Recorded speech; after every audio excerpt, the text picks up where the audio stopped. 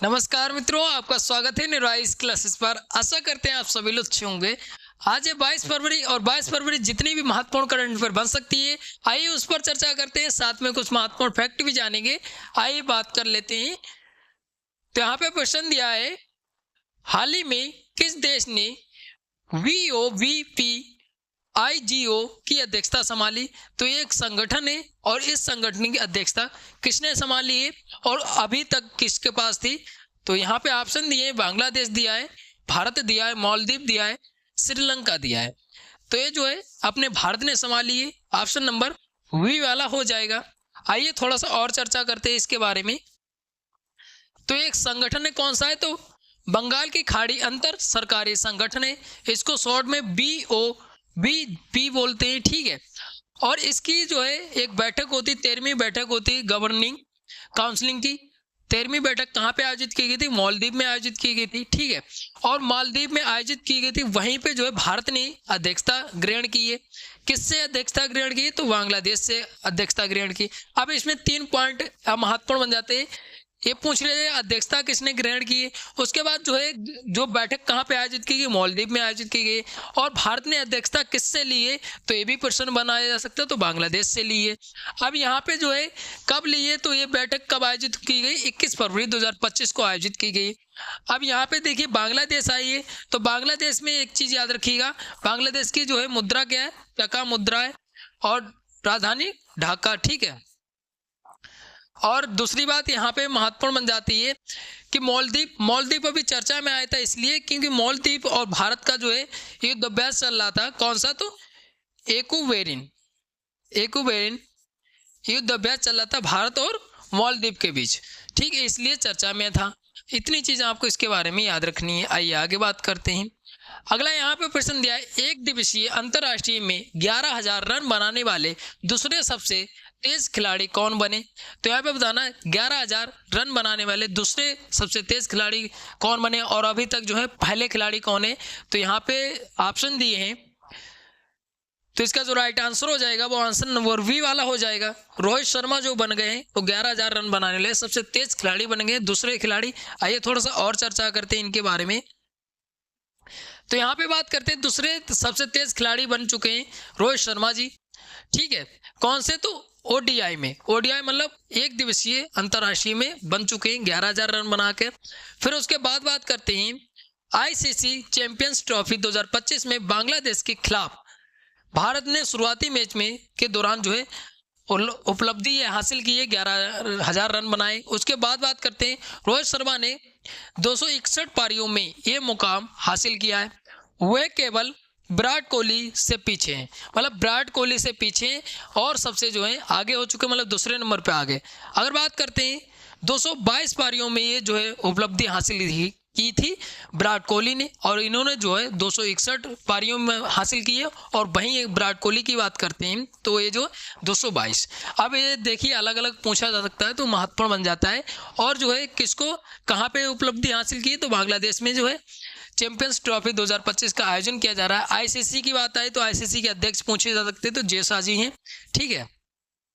और जय शाह जी ने जो है क्रिकेट को ये कहा है कि जो ओलंपिक होगा 2028 में उसमें क्रिकेट को भी शामिल किया जाएगा। अभी हाल ही में सबमिट हुई थी इसकी, तो याद रखिए इतनी चीज़ें आपको याद रखना। उसके अलावा अगर बात करते हैं जो विराट कोहली हैं, इन्होंने जो है इंग्लैंड के खिलाफ, ठीक है, इंग्लैंड के खिलाफ जो है 4,000 रन बनाकर जो है पहले खिलाड़ी बन चुके हैं। भारत के पहले खिलाड़ी बन चुके हैं, इंग्लैंड के खिलाफ 4,000 रन बनाए हैं।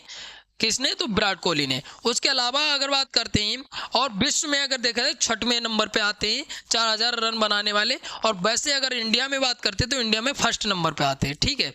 इतनी चीज आपको इसके बारे में याद रखनी है। आइए आगे बात करते हैं। अगला प्रश्न है, भारत ने मुख्य आर्थिक सलाहकार वी अनंत नागेश्वरन का कार्यकाल कितने वर्ष के लिए बढ़ा दिया? तो यहाँ पे बताना है कितने वर्ष के लिए बढ़ा दिया। यहाँ पे 1 साल दिया, 2 साल दिया, 3 साल दिया है, 6 महीने दिया है। तो ये जो 2 साल के बढ़ा दिया, मतलब 2027 तक इनका कार्यकाल कर दिया गया है। क्या है? तो मुख्य आर्थिक सलाहकार है, ठीक है। और यहाँ पे बात करते हैं तो जो है चीफ इलेक्शन कमिश्नर, तो ये जो है कौन बने, तो ज्ञानेश कुमार बने, क्योंकि नियुक्तियों से आया है प्रश्न, तो ये हाल ही में नियुक्तियां हुई तो महत्वपूर्ण बन जाता है। ज्ञानेश कुमार जी बने। उसके बाद जो है इलेक्शन कमिश्नर कौन बने, तो इलेक्शन कमिश्नर बने विवेक जोशी। ठीक है, इनके बारे में मैंने स्पेशली वीडियो बनाई है, अगर आपने नहीं देखी है तो आप चैनल पे जाके देख सकते हैं। ठीक है, तो ये लोग हाल ही में बने। और बात करते हैं तीन सदस्यीय होता है, तो इसमें जो है इलेक्शन कमिश्नर विवेक जोशी हो गए, और एक जो कौन हो गए, तो सुखबीर सिंह संधू हो गए, सुखबीर सिंह संधू हो गए। ठीक है, इतनी चीज़ आपको इनके बारे में याद रखना है। इनके बारे में स्पेशली वीडियो मिलेगी आपको चैनल पे, वहाँ से देख सकते हैं। आइए आगे बात करते हैं। अगला यहाँ पे प्रश्न दिया, हाल ही में वन मैन ऑफिस पहल किसके द्वारा शुरू की गई। ठीक है, वन मैन ऑफिस पहल जो है हाल ही में शुरू की गई है, और किसके द्वारा शुरू की गई है, तो यहाँ पे दिया है नीति आयोग के द्वारा, LIC के द्वारा, DRDO के द्वारा, ONGC के द्वारा। तो यहाँ पे बताना है किसके द्वारा शुरू की गई है। तो इसका जो राइट आंसर हो जाएगा वो आंसर नंबर वी वाला हो जाएगा, LIC के द्वारा शुरू की गई है। ठीक है, जो भी LIC धारक हैं उनकी जो किस्तें वगैरह होती हैं उनको आसानी हो, मतलब ऑनलाइन ही पे करने के लिए ये इसलिए शुरू की गई है। और इसमें जो है 24 घंटे और 7 दिन जो है, मतलब हफ्ते में 7 दिन और 24 घंटे सुविधा उपलब्ध होगी, इसलिए पहल शुरू की गई LIC के द्वारा। इतनी चीज़ आपको याद रखनी है। अगला यहाँ पे प्रश्न दिया है, पूसा कृषि विज्ञान मेला 2025 का आयोजन कहाँ किया जा रहा है। तो ये बताना है इसका जो पूसा कृषि विज्ञान मेला है, ठीक है, इसका आयोजन कहाँ पे किया जा रहा है। तो यहाँ पे नई दिल्ली दिया है, जयपुर दिया है, पटना दिया है, वाराणसी दिया है। तो यहाँ पे बताना है कहाँ पे किया जा रहा है। तो इसका जो राइट आंसर हो जाएगा वो आंसर नंबर ए वाला हो जाएगा। कहाँ पे, तो नई दिल्ली में किया जा रहा है। आइए थोड़ा सा और चर्चा करते हैं इसके बारे में।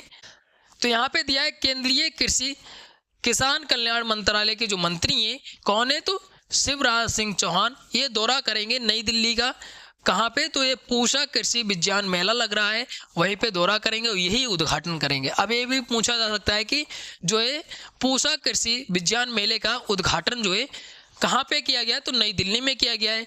और किसने किया है, तो शिवराज सिंह चौहान जी ने किया है, और क्या है, जो है किसान कल्याण मंत्री हैं। ठीक है, इतनी चीज़ आपको याद रखनी है। देखिए जब भी कोई आयोजन होता है तो उसका थीम क्या रहा है, कहाँ पे आयोजित किया गया, किसने उद्घाटन किया, यही पॉइंट जो है पूछे जाते हैं हमेशा। और कथन में बनाए जाए तो तीनों पॉइंट पूछ लिए जाएंगे, तो याद रखिएगा। ये किसके द्वारा आयोजित किया जा रहा है, तो भारतीय कृषि अनुसंधान परिषद, भारतीय कृषि अनुसंधान संस्थान, ये जो है आयोजित किया जा रहा है, याद रखिएगा। उसके अलावा अगर बात करते हैं इसका विषय क्या, मतलब थीम क्या है, तो थीम की जब बात आती है तो थीम महत्वपूर्ण बन जाता है, उन्नत कृषि विकसित भारत इसका थीम है। तो ये महत्वपूर्ण बन जाता है। इसका विषय क्या है, कहाँ पे आयोजन किया जा रहा है, और इसी में जो है हाल ही में पुस्तक मेला भी आयोजित किया गया है, ये भी याद रखिएगा। तो ये पुस्तक मेला वाला सबसे चर्चा में रहता है, पूछा जरूर जाता है परीक्षाओं में जब भी आयोजित होता है। और ये भी जो है मेले से अगर प्रश्न बनेगा तो ये प्रश्न पूछे ही जाएंगे, याद रखिएगा। आइए आगे बात करते हैं। और आदि महोत्सव जो है वो भी दिल्ली में आयोजित किया जा रहा है, याद रखिएगा। अगला प्रश्न है, दिल्ली की नई मुख्यमंत्री रेखा गुप्ता के साथ कितने मंत्रियों ने शपथ ली। तो यहाँ पे बताना है जो हाल ही में 20 फरवरी को शपथ ली गई रेखा गुप्ता जी के साथ, दिल्ली की नई मुख्यमंत्री बनी है, ठीक है, उनके साथ कितने मंत्रियों ने शपथ ली है। तो यहाँ पे जो है राइट आंसर हो जाएगा वो आंसर नंबर 3 वाला हो जाएगा, 6 मंत्रियों ने शपथ ली है। आइए कौन कौन से मंत्री हैं आइए जानते हैं। तो यहाँ पे बात करते हैं, तो यहाँ पे मंत्रियों की लिस्ट दी है। तो यहाँ पे दिया है रेखा गुप्ता जी क्या बनी है, तो मुख्यमंत्री बनी है। उसके अलावा प्रवेश साहिब सिंह, ठीक है, आशीष सूद, सरदार मजिंदर सिंह सिरसा, रविंदर सिंह, और जो है श्री कपिल मिश्रा, डॉक्टर पंकज कुमार सिंह। तो ये लोग 6 लोगों ने मंत्रियों ने शपथ ली है, और एक जो है मुख्यमंत्री, कुल मिला के जो है 7 लोगों ने शपथ ली है। ठीक है, 7 लोगों ने। इनके पास जो मंत्रालय, यहाँ पे मंत्रालयों की लिस्ट दी है, जैसे कपिल जी के पास कानून न्याय मंत्रालय है, ठीक है, स्वास्थ्य परिवहन सूचना प्रौद्योगिकी जो है पंकज जी के पास है, और प्रवेश जी के पास जो है लोक निर्माण विभाग है। उसके बाद बात करें आशीष जी के पास गृह विद्युत मामले हैं, ठीक है, उद्योग खाद्य नागरिक आपूर्ति जो है मजिंदर जी के पास है, रविंदर जी के पास सामाजिक कल्याण SC ST कल्याण है। तो ये जो है, और उसके बाद यहाँ पे ये लिस्ट ये है कि ये जो है जो बने हैं मंत्री लोग, तो ये कौन से क्षेत्र से हैं, विधानसभा क्षेत्र दिया है। तो ये जो है मुख्यमंत्री जो बनी है रेखा गुप्ता जी, इनका जो है क्षेत्र पूछा जाता है, शालीमार बाग से है, विधायक हैं, और यहाँ पे इन्होंने किसको हराया था, तो वंदना कुमारी जी को हराया था। ठीक है, इनके बारे में मैंने स्पेशली वीडियो बनाई है, इनके बारे में संपूर्ण जानकारी दी है। अगर रेखा गुप्ता जी की बात करें तो रेखा गुप्ता जी दिल्ली की चौथी महिला सीएम बनी है। अगर पहली महिला की बात करते हैं तो पहली महिला जो रही हैं सुषमा स्वराज रही है, और सुषमा स्वराज जी जो है पहली महिला विदेश मंत्री भी रही हैं। ठीक है, और यहाँ पे जो है चौथी महिला रेखा गुप्ता जी बनी है, भाजपा पार्टी की 5वीं महिला है। अगर इससे अधिक जानकारी के लिए आप फुल वीडियो देख सकते हैं, इनके बारे में मैंने स्पेशली वीडियो बनाई है, वहाँ से जाके देख सकते हैं। आइए आगे बात करते हैं। यहाँ पे जो है न्यूज़पेपर की कटिंग हुई लगी हुई है। अगला यहाँ पे प्रश्न दिया है, हाल ही में किसने कहा कि पूर्व उत्तर के 8 राज्यों 2027 तक दिल्ली से रेल हवाई सेवा शुरू की जाएगी। तो यहाँ पे बताना है पूर्व उत्तर के जो 8 राज्य हैं 2027 तक जो है क्या शुरू की जाएगी, तो रेल हवाई सेवा शुरू की जाएगी। ये लेकिन किसने कहा है, तो प्रधानमंत्री नरेंद्र मोदी जी है, गृह मंत्री अमित शाह, रक्षा मंत्री राजनाथ सिंह, रेल मंत्री अश्विनी वैष्णव। तो यहाँ पे बताना है किसने कहा है, तो इसका जो राइट आंसर हो जाएगा वो आंसर नंबर वी वाला हो जाएगा। ठीक है, 2 वाला आंसर सही हो जाएगा। गृह मंत्री अमित शाह जी ने कहा है। ठीक है, गृह मंत्री अमित शाह जी ने कहा है। आइए न्यूज़ कहाँ से मिलती है, तो न्यूज़ की अगर बात करते हैं तो यहाँ पे जो है जनसत्ता का न्यूज़पेपर है, नई दिल्ली से न्यूज़ आ रही है 20 फरवरी की। तो यहाँ पे बताया गया अमित शाह जी ने कहा है कि 2027 तक जो रेल सेवा शुरू की जाएगी दिल्ली से। ठीक है, पूर्व उत्तर के जो 8 राज्य उनमें ये 2 ही चीज़ें पूछी जा सकती है, कब तक शुरू की जाएगी और कहाँ से शुरू की जाएगी और किसने कहा है। तो ये पॉइंट जो है महत्वपूर्ण बन जाते हैं, याद रखिएगा। आइए आगे बात करते हैं। तो यहाँ पे अगला क्वेश्चन दिया है, 23वीं राष्ट्रीय पैरा ओलंपिक्स एथलीट्स चैंपियनशिप में कौन सा राज्य विजेता रहा है। तो यहाँ पे बताना है कि 23वीं राष्ट्रीय पैरा ओलंपिक एथलीट चैंपियनशिप थी, उसके में जो है कौन सा राज्य विजेता रहा है। यहाँ पे उत्तर प्रदेश दिया, तमिलनाडु दिया, हरियाणा दिया है, महाराष्ट्र दिया है। तो इसका जो राइट आंसर हो जाएगा वो आंसर नंबर 3 वाला हो जाएगा, हरियाणा रहा है। आइए देख लेते हैं न्यूज़ कहाँ से मिलती है। तो न्यूज़ की बात करें चेन्नई से मिलती है 20 फरवरी को। यहाँ पे जो है इसमें खेलों में 106 पदक जीते हरियाणा ने, और हरियाणा जो है विजेता रहा है। मेजबान कौन था, तो तमिलनाडु मेजबान था इसका। ठीक है, तमिलनाडु जो है मेजबान था। उसके अलावा बात करते हैं 106 पदक में कितने जो है गोल्ड हैं, तो 49 गोल्ड जो है किसने जीते हैं, हरियाणा ने। ठीक है, हरियाणा ने 49 गोल्ड जीते हैं। ठीक है, उसके बाद जो है 32 जो है सिल्वर है। ठीक है, सिल्वर है। उसके बाद जो है 25 जो है कांस्य से हैं, ब्रॉन्ज मेडल। ठीक है, फिर उसके अलावा बात करते हैं जो मेजबान था तमिलनाडु, उसने जो है 17 गोल्ड जीते हैं। कितने, 17 गोल्ड हैं। उसके बाद 18 जो है सिल्वर है। ठीक है, और 12 जो है क्या है, तो ब्रॉन्ज है। ये जो है किसके हैं, तो ये तमिलनाडु के हैं। उसके बाद बात करते हैं उत्तर प्रदेश की। तो उत्तर प्रदेश तीसरे नंबर पर आए, इसलिए महत्वपूर्ण। यूपी की बात करते हैं तो यूपी में 14 जो है गोल्ड है, 14 क्या है, तो गोल्ड है। उसके बाद जो है 17 सिल्वर है, और जो है 11 ब्रॉन्ज है। तो ये तीसरे नंबर पर रहा है, इसलिए महत्वपूर्ण बन जाता है। ठीक है, मेजबान ये पूछा जा सकता है, तो मेजबान तमिलनाडु था, और विजेता कौन रहा है, तो कितने पदक जीते हैं, इतनी चीज़ आपको याद रखनी है। ठीक है, आइए आगे बात करते हैं। अगला यहाँ पे प्रश्न दिया, हाल ही में विशेष ओलंपिक विश्व शीतकालीन खेल 2025 का आयोजन कहाँ किया जाएगा। तो यहाँ पे बताना विशेष ओलंपिक विश्व शीतकालीन खेल 2025 का आयोजन कहाँ पे किया जाएगा। तो यहाँ पे इटली दिया है, फ्रांस दिया है, अमेरिका दिया है, भारत दिया है। तो ये जो है कहाँ किया जाएगा, तो इटली में किया जाएगा। कहाँ पे, तो इटली में। ये न्यूज़ कहाँ से मिलती है, आइए देख लेते हैं। इस न्यूज़ की अगर बात करते हैं तो ये जो है जनसत्ता का खेल से संबंधित है। जनसत्ता का न्यूज़पेपर नई दिल्ली से न्यूज़ मिलती है 20 फरवरी की। तो इसमें भारत की ओर से जो है कितने लोग शामिल हो रहे हैं, तो 49 सदस्यीय दल शामिल हो रहा है, जिसमें से 30 जो है खिलाड़ी होंगे। 30 क्या होंगे, तो खिलाड़ी होंगे।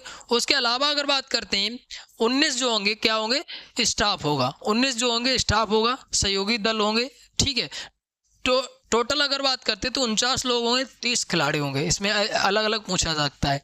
ठीक है, उसके अलावा यहाँ पे पूछा जा सकता है तो इटली में आयोजित किया जा रहा है। ठीक है, इटली में आयोजित किया जा रहा है। और कहाँ पे, इटली के तुरीन में आयोजित किया जा रहा है। और अगर बात करते हैं कब से कब तक आयोजित होगा, तो 8 से 15 मार्च तक आयोजित किया जाएगा। और अगर बात करते हैं कि इसमें जो है कितने देशों के खिलाड़ी भाग ले रहे हैं। तो इसके जो है 102 देशों के 1500 से अधिक खिलाड़ी भाग ले रहे हैं, जिसमें से 621 जो होंगे वो क्या होंगे, 621 जो होंगे कोच होंगे। ठीक है, 621 कोच होंगे। इसके अलावा अगर बात करते हैं भारत का पिछली बार जो है प्रदर्शन कैसा रहा था, तो 167 पदक जो है भारत ने जीते थे, जिसमें से 73 क्या थे, तो गोल्ड थे। ठीक है, 73 गोल्ड थे और 49 जो थे वो रजत थे, 49 जो थे रजत थे और 45 जो थे ब्रॉन्ज मेडल थे। ठीक है, इतने मेडल पिछली बार जो है भारत का प्रदर्शन रहा है। अब यहाँ पे ऐसे पूछा जा सकता है कि कितने देशों के खिलाड़ी भाग ले रहे हैं, कहाँ पे आयोजित किया जा रहा है, कब से कब तक आयोजित किया जा रहा है, भारत की ओर से कितने लोग शामिल हो रहे हैं, इतनी चीज़ आपको याद रखनी है। अब इटली की बात है तो इटली की राजधानी क्या है, रोम राजधानी है। ठीक है, इटली की, और यूरो जो है मुद्रा है। ठीक है, इतनी चीज़ें आपको इसके बारे में याद रखनी है। आइए आगे बात करते हैं। तो यहाँ पे बात करते हैं, अब मेट्रो में मिलेगी तेज गति वाले इंटरनेट की सुविधा।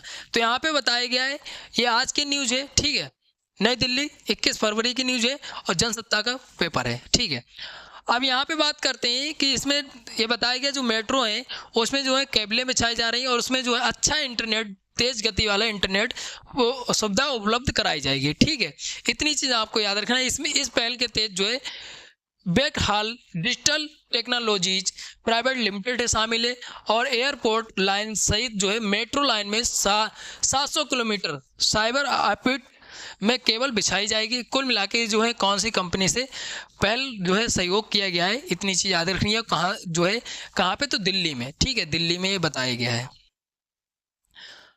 फिर अगला यहाँ पे आता है भारत राष्ट्रमंडल खेल 2030 की मेजबानी का इच्छुक। तो यहाँ पे बताया गया कि 21 मार्च तक ये जो है एक पत्र दिया जाता है कि कौन सा देश जो है मतलब अपने यहाँ आयोजन कराना चाह रहा है। तो भारत जो है राष्ट्रमंडल जो खेल आयोजित किए जाएंगे 2026 में। तो 2026 में कहाँ पे, तो ग्लासगो में आयोजित किए जाएंगे। ठीक है,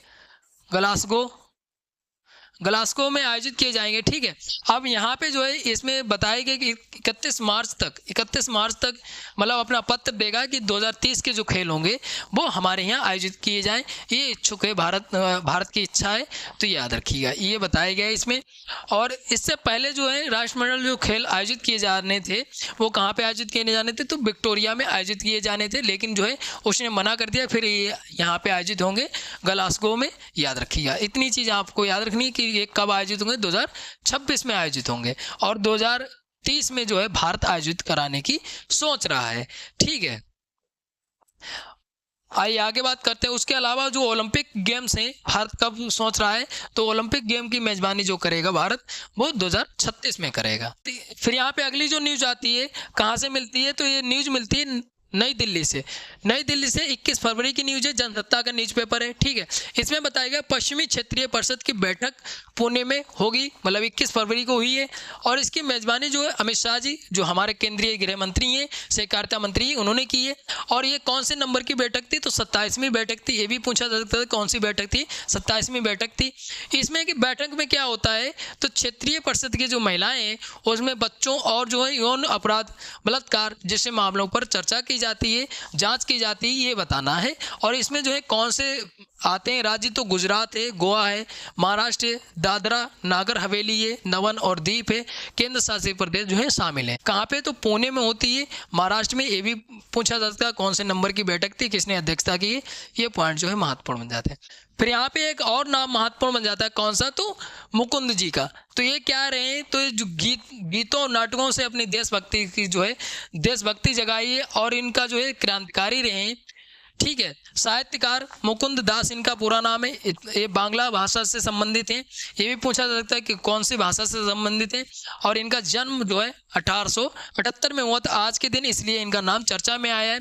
और जब बांग्लादेश जो है विभाजित नहीं हुआ था तो कहाँ पे, तो ढाका में इनका जन्म हुआ था। वर्तमान में बांग्लादेश में पड़ता है। बांग्लादेश जो है ढाका, जो बांग्लादेश की राजधानी वो ढाका है। ठीक है, उसके बाद 2005 में जो विभाजन हो जाता है, ठीक है, उसमें क्या होता है, यहाँ पे बताया गया विभाजन के खिलाफ जो अश्विनी कुमार दत्ता के भाषण का उन पर बहुत ही गहरा असर पड़ा। और यहाँ पे आपको यही पूछा जा सकता है कि जो है इनका जन्म कहाँ पे होता है, वर्तमान में जो है कहाँ पे पड़ता है, और ये किससे संबंधित है, कौन सी भाषा से संबंधित है, इतनी चीज़ पूछी जा सकती है। इसके अलावा इनको जो है असहयोग आंदोलन है, सविनय अवज्ञा आंदोलन के दौरान इनको जो है छंदों और जनता को प्रेरित करने के लिए इन्होंने छंद गाए थे और जेल भी गए थे, याद रखिएगा। तो यहाँ पे जितनी भी 22 फरवरी की महत्वपूर्ण घटनाएं थी यहाँ पे चर्चा किया है। आशा करते हैं आपको वीडियो अच्छी लगी होगी। अच्छी लगी तो लाइक शेयर कमेंट करिए, और कोई डाउट बचता है तो आप कमेंट करके पूछ सकते हैं। मिलते हैं अगली वीडियो में, तब तक के लिए धन्यवाद, और चैनल को जरूर सब्सक्राइब कर लीजिए ताकि आपकी तैयारी जो है बेहतर हो सके। धन्यवाद।